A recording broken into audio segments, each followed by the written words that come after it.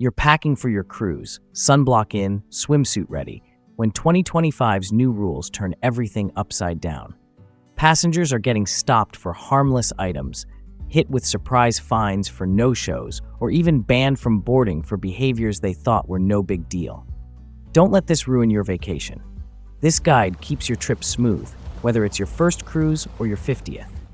We'll reveal the latest bans, share easy swaps to pass security, and flag money traps, like chair-hogging fines, balcony smoking crackdowns, or drink packages now mandatory for your whole cabin.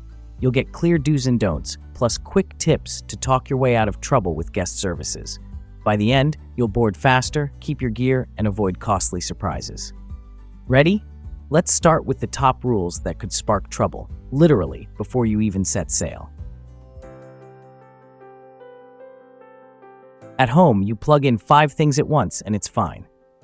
On a ship, that same setup is a fire risk. For 2025, cruise lines flat out banned surge-protected power strips and multi-plug cubes. Not discouraged, banned. Security spots one, it goes in the confiscation bin, and in many cases you won't see it again. The logic is simple. Even a tiny spark at sea can become a big problem fast.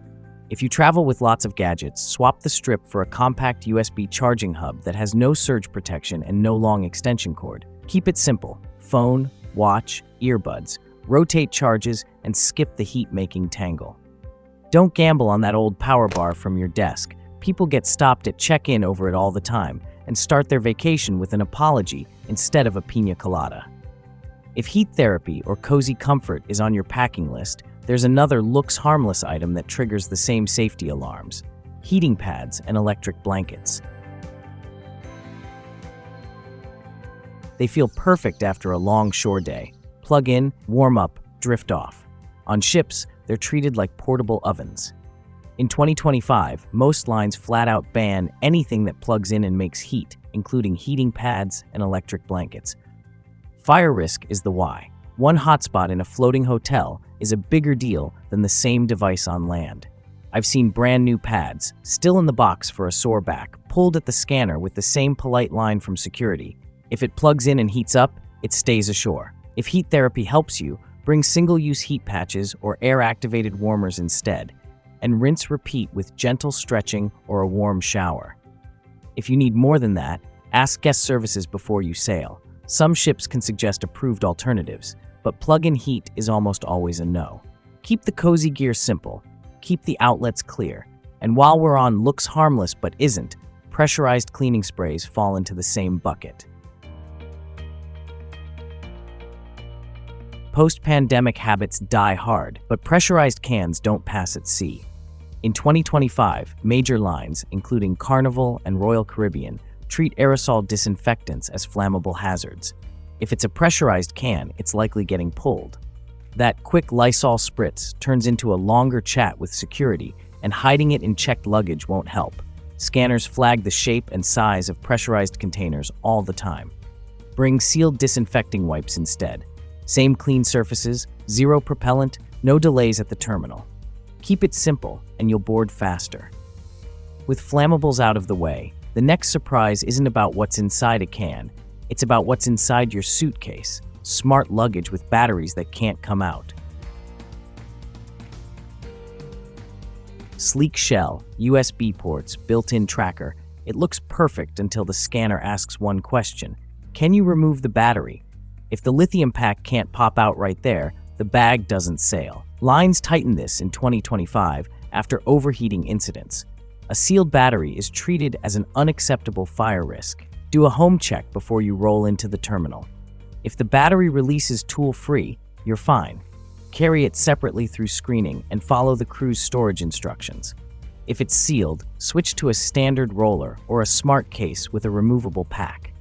I've seen travelers abandon pricey bags at the curb or dump clothes into a loaner tote just to board.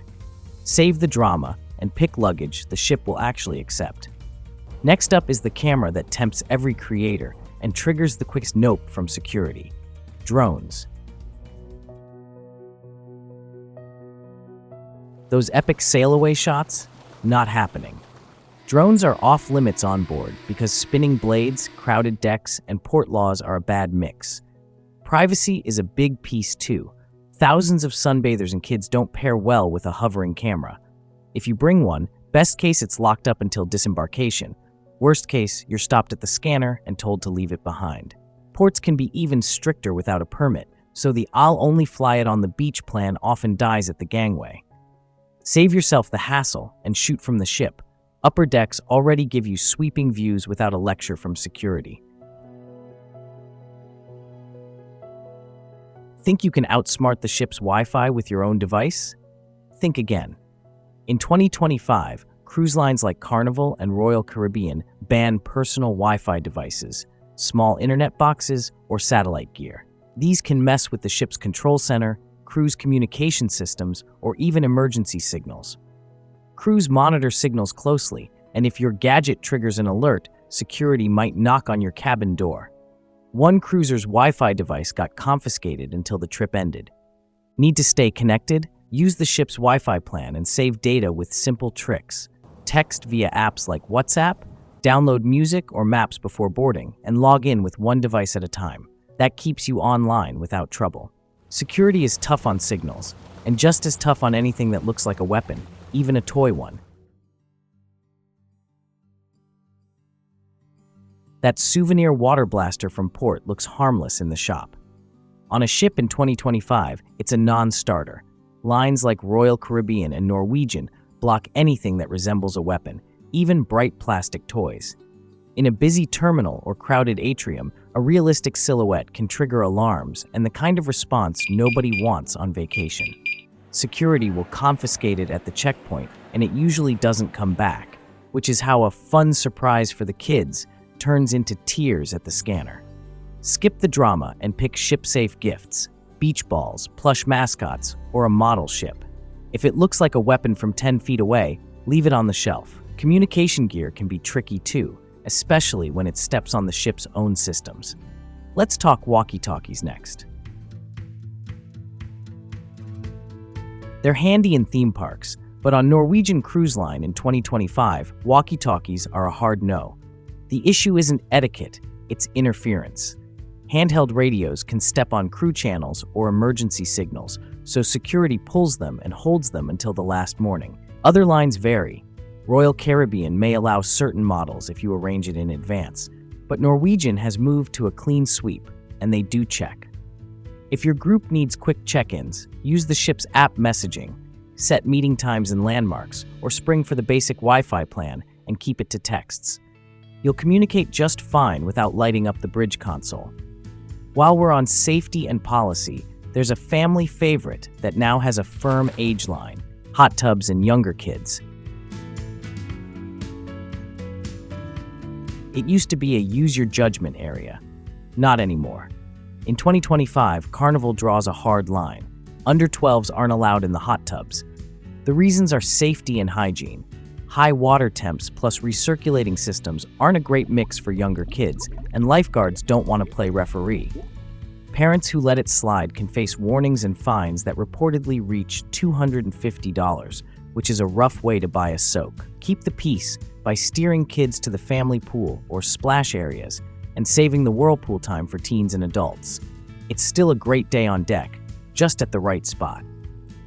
If you're packing snacks for the crew, there's another change that trips people up. Homemade food doesn't get a green light anymore. Bringing a little taste of home feels thoughtful. Banana bread, a neatly packed pasta salad, maybe a tub of roast chicken for meal prep. On ships, it doesn't clear the bar. In 2025, lines stop homemade food at screening because they can't verify how it was cooked or stored, and health rules at sea are tighter than most hotel standards. Even sealed containers from your kitchen can be pulled, which is a rough start to vacation. Lean on what you've already paid for. Buffet for quick bites, main dining room for real meals, cafes and pizza windows for late-night hunger. If you miss a favorite, ask. Galley crews can often suggest a close swap that's included. And while we're cutting bulk from your packing list, there's another crowd pleaser that doesn't make it past the pool deck anymore. Those giant inflatable floats. They're perfect for photos. 6-foot unicorns, glitter pizza slices, even flamingos with a built-in speaker dock. But they don't fly on pool decks in 2025. Lifeguards need a clear view of swimmers, walkways can't be blocked, and one gust turns a prop into a sail. Big inflatables also crowd limited space, scrape skin on railings, and can get sucked toward pool intakes when the deck is busy. That's why crews ask you to keep them deflated and packed. Some ships will make you let the air out on the spot. Bringing one just for the beach in port isn't a free pass either. Terminals and tenders are tight, local rules vary, and a windy day can make a giant float a rescue problem. If you want water support, think smaller and safer. Use the shower clothesline to dry compact swim aids, rely on the ship's complimentary life vests for kids, or rent approved floats and mats from the cruise line on private island beaches where staff can control conditions. Mega floats look fun online, but create real-world hazards at sea. Save them for a backyard pool or the pre-cruise hotel. On the ship, it's a no-float zone. If you're hunting for a breeze on a packed dance floor, there's another trendy accessory that's getting pushback too: handheld battery fans. Small battery-powered fans, under 12 inches, are great for staying cool on a breezy deck, but use caution in crowded areas like nightclubs or indoor dance floors. Since June 2025, Carnival Cruise Line has banned non-battery-powered fans, e.g. folding paper or clack fans, in these spaces, per the Have Fun, Be Safe guidelines. Why? Swinging these fans in dim lighting, especially after a cocktail or two, can cause injuries. One cruiser had their paper fan confiscated mid-party on the dance floor.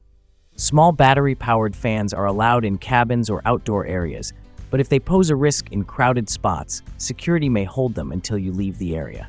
Stay cool the old-fashioned way. Sip water, find shade, or enjoy the sea breeze. Speaking of shared spaces, one balcony habit that seems harmless but can get you in trouble: hanging wet clothes over the railing. This is prohibited as clothes may fall, posing a safety hazard or dirtying the ship.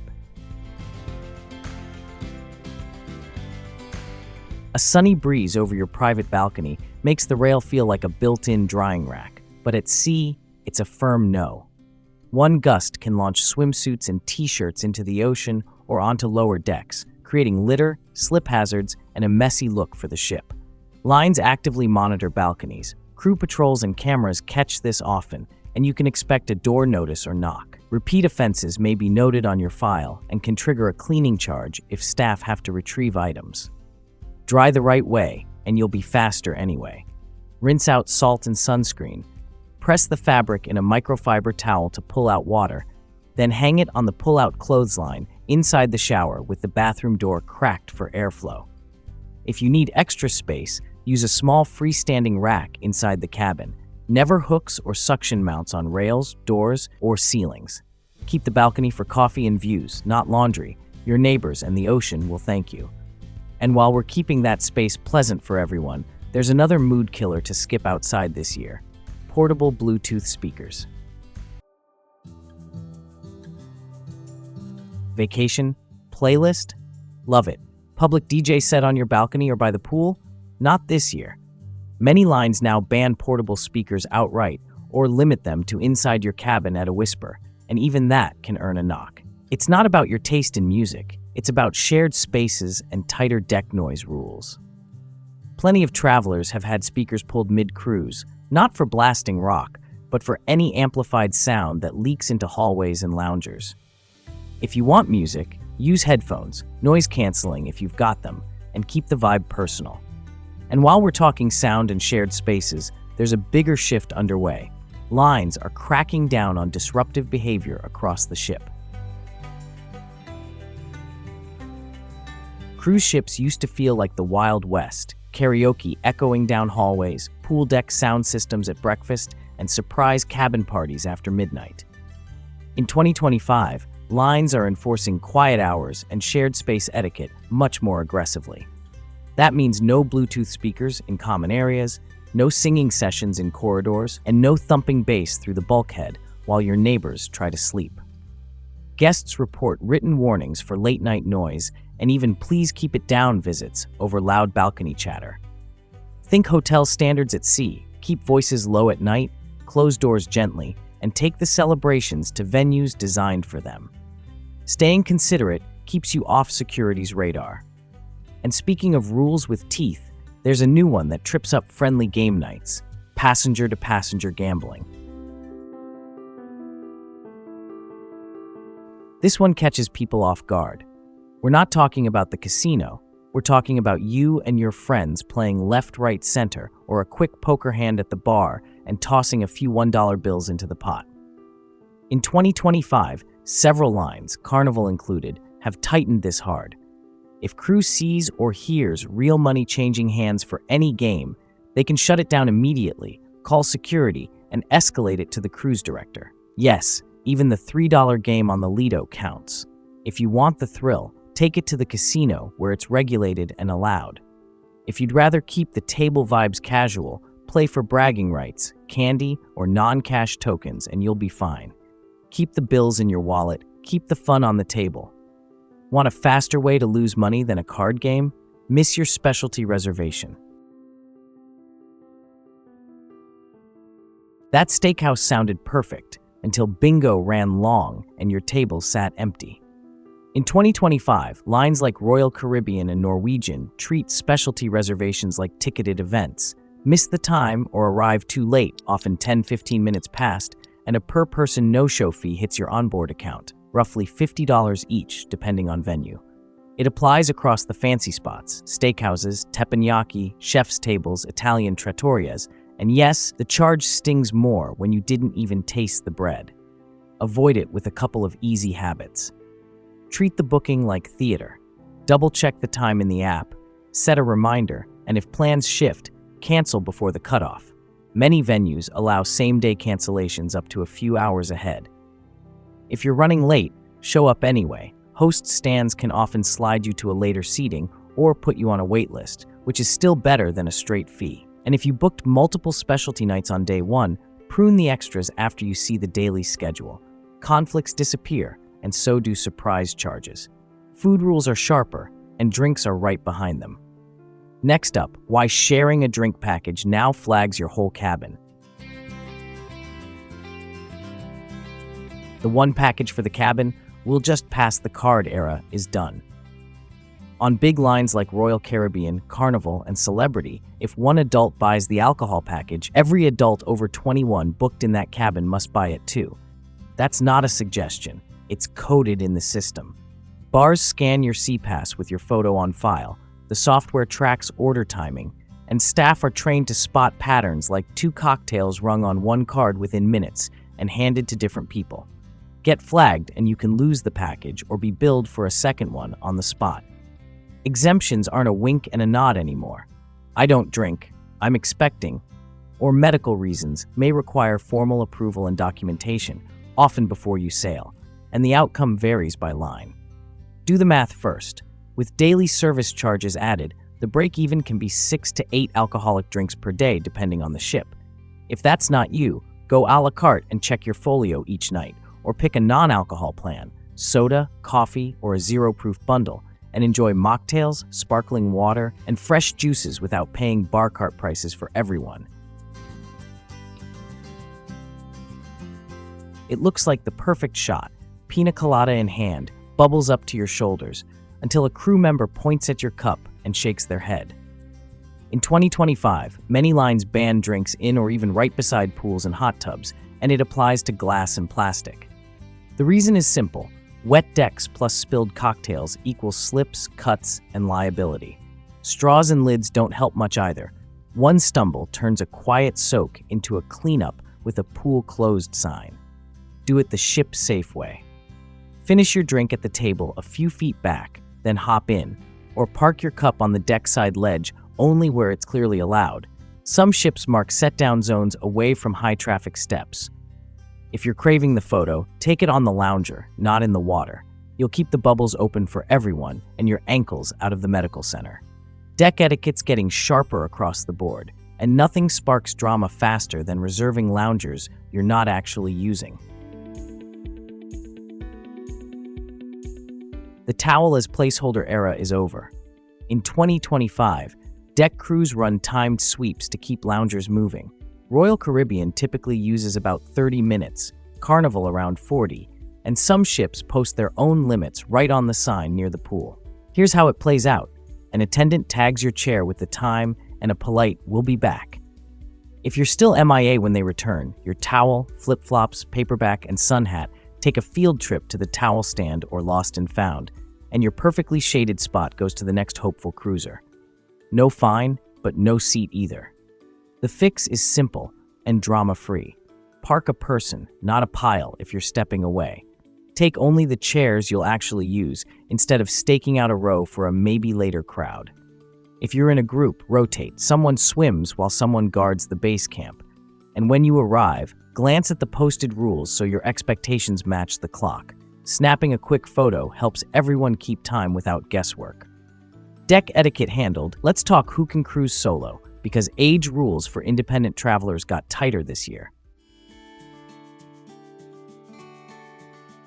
A quiet solo cruise at 20 sounds perfect, until the fine print steps in. In 2025, many mainstream lines tightened policies for younger solo guests. On a lot of US-based sailings, under 21s can't occupy a cabin alone. Some require a parent or legal guardian on the same booking, sometimes even in an adjacent or connecting cabin. Certain non-US itineraries or European lines set the floor at 18, but it depends on the ship, region, and school holiday periods. Expect ID checks at the terminal, and again at guest services if anything looks off. Before you book, read your line's solo age policy for your exact itinerary, not just the brand's headline rule. Look for phrases like minimum age to sail alone, responsible adult must be on the same reservation, and adjacent cabin required. If you're under 21 and determined to go, the cleanest path is adding an adult to the reservation, choosing a line that explicitly allows 18 to teen to 20 solo travelers on that route, or booking a studio category designed for solo guests where the policy permits it. If you're close to the cutoff, bring government ID and any required consent forms. If a parent or guardian is sailing separately, link the reservations and confirm with the line that it satisfies the rule. Sorting this at the laptop beats hearing "where's your guardian" at the terminal. Once the age box is ticked, everything else, muster, key cards, onboard purchases, flows smoothly. That private slice of ocean now comes with hard rules. In 2025, most major lines like Carnival, Royal Caribbean, and MSC ban all smoking on balconies, cigarettes, cigars, pipes, vapes, and THC devices, which are prohibited shipwide. Enforcement has tightened. Expect written warnings, a $250 to $500 cleaning fee for odors, and for repeat violations, a security visit that could lead to account holds or disembarkation. It's not just courtesy, it's fire prevention. A single ember in high wind can blow back into curtains or land on a lower balcony. Smoke drift also triggers complaints and detectors that log incidents. If you smoke, head to designated outdoor areas, usually signed sections on open decks, often near the casino or a bar. Ashtrays are provided only there. Bringing one to your balcony counts as a violation. E-cigs are limited to those zones. Check your app or daily planner. Cigars and pipes face extra restrictions like specific lounges or times. On private islands, stick to marked beach zones. Ask staff if unsure. Quick checklist. Don't light up on the balcony. Don't toss butts overboard. That's a serious fine. And don't argue the door's open so it's outside. The crews heard it all, and policy wins. Keep the balcony for sea air and sunrise photos. Now that doorways are drama-free, let's talk about a different kind of signal on cabin doors. The tropical paper pineapple that means more than decor. That cute paper pineapple on a cabin door, especially flipped upside down, isn't just tropical decor. In US pop culture, it's widely read as a swinger signal, and the code has sailed onto cruise ships. Crew and frequent cruisers know the meaning, so an innocent pineapple can spark awkward knocks, complaints from nearby families, or a quiet call from guest services. In 2025, several lines began removing door items that could be read as suggestive. The pineapple is the first to go. Some guests find it taken down during turndown. Others get a courteous reminder that hallway decor must be family-friendly and non-disruptive. If you want to personalize your door, keep it unambiguous. ocean scenes, ship quotes, sail away photos, anything that says vacation, not secret signal. And if you genuinely love pineapples, keep them upright on a t-shirt or a mug inside the cabin, not as an invitation on the hallway. That brings us to the broader rule behind it. Many ships are tightening or banning all cabin door decorations, even the innocent ones. Once upon a time, your door could look like a floating Pinterest board. Balloons, birthday banners, giant holiday garlands. In 2025, most lines either ban door decor outright or restrict it to very small, flat, fire-safe items.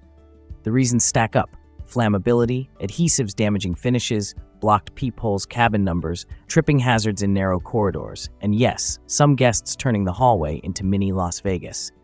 How it's enforced: crew do rounds. If decor breaks policy, you'll be asked to remove it immediately. Ignore the warning, and it can be taken down, with a cleaning or damage fee if tape, command strips, glitter, or door wraps leave residue. Some ships also log an incident note on your account after repeat violations. What might be allowed? Always check the app's daily planner for your sailing.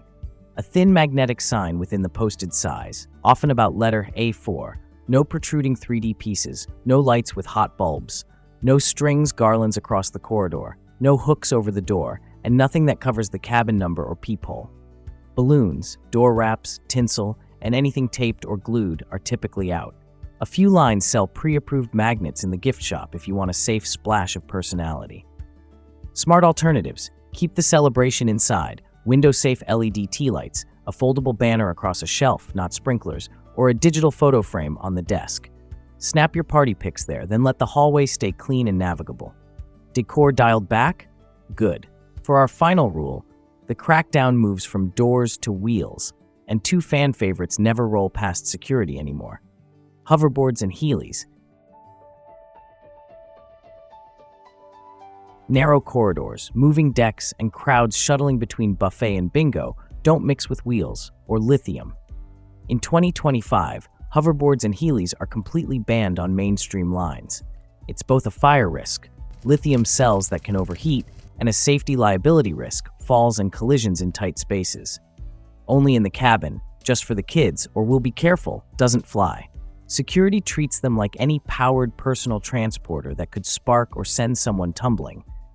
Items can be denied at embarkation or held until disembarkation, and riding them on board can lead to confiscation and incident reports. Want to move faster? Walk it, take the stairs for the workout, or ride the elevator. Those are the only wheels the ship's designed for. If mobility is a concern, arrange an approved medical mobility device, like a scooter or wheelchair, through the cruise line or a vetted vendor. Those are permitted under specific guidelines. For everyone else, keep the hoverboards and wheel shoes at home and enjoy the ship at 2 feet per second. So that's the 2025 reality. Some items stay home, some habits stay poolside, and a few no-big-deal moves now come with receipts. The upside? When you know the rules, the ship gets easier. Security is quick, your gear stays with you, and your week at sea feels like a week at sea. Before you zip the bag, do a 2-second filter. No heat makers, no pressurized cans, no battery you can't remove, no wheels, no speakers, no balcony smoke, no door decor drama. Everything else? Bring the fun. If this saved you a headache or a fine, drop a like so more cruisers see it. Tell me in the comments which rule surprised you most and what you've seen enforced on your ship. If you want more straight-up cruise advice with real fixes, hit subscribe and ring the bell. Next up, I'm breaking down the included but hidden freebies most passengers walk right past on day one. See you on board.